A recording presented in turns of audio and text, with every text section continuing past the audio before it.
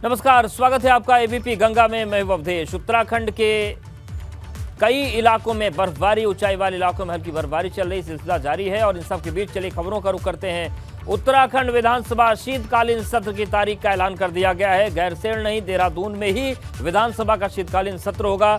29 नवंबर से देहरादून में शीतकालीन सत्र शुरू होगा और 5 दिसंबर तक चलेगा। सत्र के लिए शासन ने सूचना भेज दी है। 16 नवंबर को सत्र पर कैबिनेट की बैठक में मुहर लगेगी और इस बार सत्र में अनुपूरक बजट पेश किया जाएगा। तो ये बड़ी खबर है।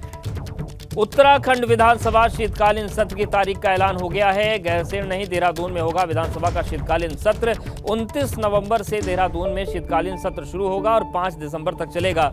सत्र के लिए शासन ने सूचना भेज दी है। और चलिए सीधे रुक करते देहरादून का। हमारे साथ हमारे सहयोगी रवि जुड़ गए हैं।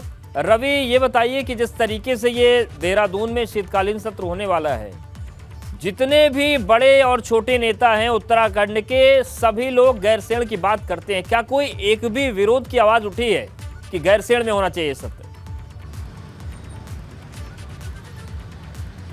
बिल्कुल अवधेश, देखिए, माना जा रहा था कि इस बार का जो विधानसभा सत्र होगा वो गैरसैंण में होगा, क्योंकि इसको लेकर कई नेताओं ने अपनी बात रखी थी। लेकिन जिस तरीके से जो भीतरी रिपोर्ट दी गई है तमाम विधायकों के द्वारा, उसमें अब फाइनल ये हो गया है कि अब जो सत्र है वो देहरादून में ही होना है। यानी कि आप कह सकते हैं कि जिस तरीके की ठंड यहाँ पर शुरू हुई है तो वो ठंड ज़्यादातर विधायकों को लगती हुई दिखाई दे रही है और यही वजह है कि इस बार का जो सत्र है वो सभी ये चाहते हैं कि अब देहरादून में ही हो। ऐसे में फिर से एक बार गैरसैंण को छोड़ दिया गया है। हालांकि गैरसैंण ग्रीष्मकालीन राजधानी है, लेकिन ये माना जा रहा था कि शीतकालीन का ये सत्र गैरसैंण में होगा, क्योंकि ग्रीष्मकाल में भी जिस सत्र को गैरसैंण में कराना था, आखिर में हमने देखा कि तारीख और स्थान दोनों ही पलट गया था और देहरादून में ही इस सत्र को कराया गया था। फिलहाल अब देहरादून में सत्र होगा। 29 तारीख से 5 तारीख तक इस सत्र की जो तारीख है वो तय कर दी गई है। हालांकि 16 तारीख को कैबिनेट की बैठक होनी है। इस बैठक में फाइनल मोहर लगेगी। हो सकता है कि कुछ दिनों को बढ़ाया या घटाया जा सकता है, लेकिन फिलहाल अब इतना तय हो चुका है कि इस बार गैरसैंण सरकार नहीं जा रही है। फिलहाल जो विधानसभा का जो सत्र है वो देहरादून में ही होगा और 29 नवंबर से इस सत्र को शुरू कर दिया जाएगा।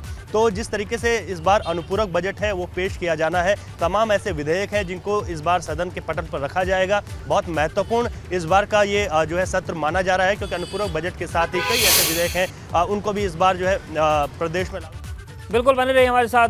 रवि, आपके पास आएंगे तो देहरादून में सीएम पुष्कर सिंह धामी स्वास्थ्य क्षेत्र में 2 बड़ी सौगात देंगे। आशा संगिनी मोबाइल ऐप और वेब पोर्टल लॉन्च करेंगे। साथ ही राजकीय मेडिकल कॉलेज दून में नए ऊटी भवन का उद्घाटन करेंगे। सुबह 10 बजे कार्यक्रम किया जाएगा। राष्ट्रीय स्वास्थ्य मिशन के तहत विभिन्न स्वास्थ्य योजनाओं को घर घर पहुंचाने वाली आशा वर्कर्स के काम की निगरानी अब ऐप के जरिए होगी। साथ ही उन्हें प्रतिमाह भुगतान भी ऐप से ऑनलाइन किया जाएगा। उत्तराखंड में करीब 12,000 आशा वर्कर तैनात हैं। इनके माध्यम से मातृ शिशु स्वास्थ्य टीकाकरण करने के अलावा स्वास्थ्य संबंधी डेटा तैयार होगा। आशा वर्कर्स के काम की निगरानी के लिए स्वास्थ्य विभाग ने संगिनी ऐप तैयार किया है और इससे उच्च अधिकारी उनके काम की मॉनिटरिंग करेंगे। काम के आधार पर उन्हें हर महीने ऑनलाइन भुगतान किया जाएगा। इसके लिए आशा वर्कर्स को कार्यालय के चक्कर नहीं काटने पड़ेंगे। एनएचएम के तहत आशा वर्कर्स को स्मार्टफोन भी दिए जाएंगे। और हमारे साथ देहरादून से रवि लगातार बने हुए हैं। रवि, जिस तरीके से ये पूरी योजना है, आगे किस तरीके से इसको आगे बढ़ाया जाएगा और क्या इम्पैक्ट इसका देखा जाना है, किस तरीके से पूरी योजना आगे बढ़ेगी?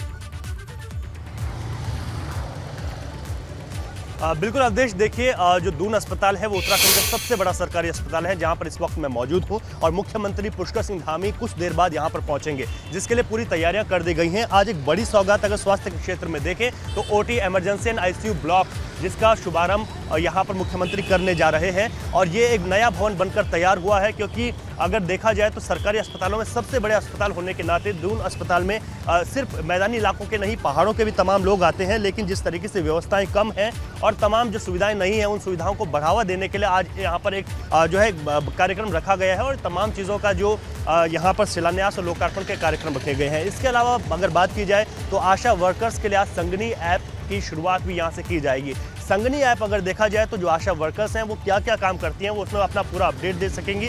इसके साथ ही उनका जो मासिक जो मानदेय बनेगा वो भी जो है ऑनलाइन उनको ट्रांसफर किया जाएगा। और सबसे महत्वपूर्ण रहेगा कि जो संगिनी ऐप है उसमें जो डिपार्टमेंट है उसकी पूरी नज़र आशाओं के जो काम है उस पर रहेगी कि वो कितना काम कर रही हैं अपने क्षेत्र में और जो जो उनको काम दिए गए हैं वो किस तरीके से उनका निर्वहन कर रही हैं। तो ये आज बड़ा महत्वपूर्ण रहेगा। यहाँ पर बिल्कुल काफी महत्वपूर्ण है और रवि, निश्चित तौर से ये योजना जो है पहाड़ और मैदान के लोगों के लिए काफ़ी उनके स्वास्थ्य के लिए बेहतर साबित होगी। शुक्रिया आपका रवि, जानकारी और अपडेट्स को देने के लिए।